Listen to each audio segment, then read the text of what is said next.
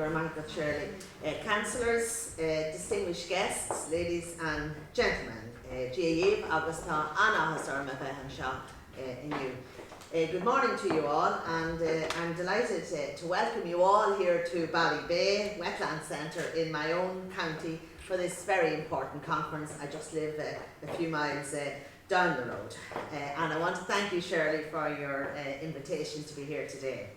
Of course, as you can see, and has been said, this is an excellent venue which has been developed through the determined and sustained efforts of the local community, and it's wonderful to see it being used for this event here today. And indeed I see some very familiar faces that have been instrumental in progressing this project here, which is the Wetland Centre.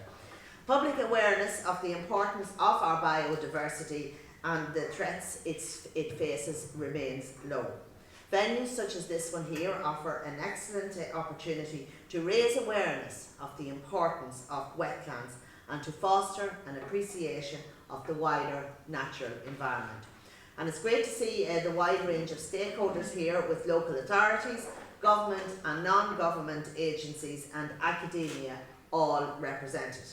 Although historically we took wetlands for granted, I believe today there is a much greater appreciation of their value, and my department is keen to emphasise the natural capital of wetlands and the ecosystem services that they provide. These include improvement of water quality, their importance to fisheries, the storage of floodwaters, opportunities for recreation and tourism, as well as their vital role in mitigating climate change by acting as a store of carbon. I see from the programme that the conference is touching on many of these subjects, and I hope that your day is informative and that your deliberations will help promote wetlands indeed to a wider audience. And what better place for your discussions than where we are today, nestled among the wetlands of Ballybay and the rolling drumlins of Monaghan. Whilst the focus of Ireland's attention has inevitably been at a European level, it is reassuring to know that wetlands are considered important at a global scale, which is why it is so encouraging that the Irish Committee is working hard to promote the Ramsar Convention. In that regard, I want to give a special welcome to Christopher Briggs, Secretary General of the Ramsar Convention, and to all the other speakers and contributors who will address you here today. Ireland is particularly rich in wetlands due to a combination of our climate, geology and soil types. For example, Ireland has some of the most important raised bogs remaining in Europe. The theme of today's conference focuses on the wise use of wetlands, and I think it's fair to say that it's not an area where our record is exemplary. There was a time when we saw bogs as good for turf, but not much else. But now we know and understand much more about their value and benefits to us. The natural environment provides us with fresh air, clean water, and the beauty of the natural environment we in Ireland are blessed with. In 2013, my department was responsible for submitting a report to the European Commission on the conservation status of our natural habitats. The report, which is required under the Habitats Directive, is based on a substantial body of scientific work carried out over a 6-year period. While we have made significant progress in recent times, there is still much more to do. This includes wetlands and presents us with a significant challenge. I'm particularly keen that we work through this process. We do our best to bring the public with us and example the full benefits of protecting our biodiversity and natural habitats. We have already put significant effort and resources into protecting our best areas of raised bog, and with the assistance of landowners and others, we have made tangible progress. However, the bogs will continue to decline unless we repair and maintain them. Our vision is that these and other wetland habitats are restored to fully functioning ecosystems. The government has committed funding to achieve the object, and we are actively acquiring further backing from the EU for nature and biodiversity protection to help us carry out this work. The protection of the natural environment has often been portrayed as being in opposition to development. Yet, the natural environment is critical to our quality of life, and if we want to develop in a sustainable way, we must ensure that we take the necessary steps to protect our natural habitats.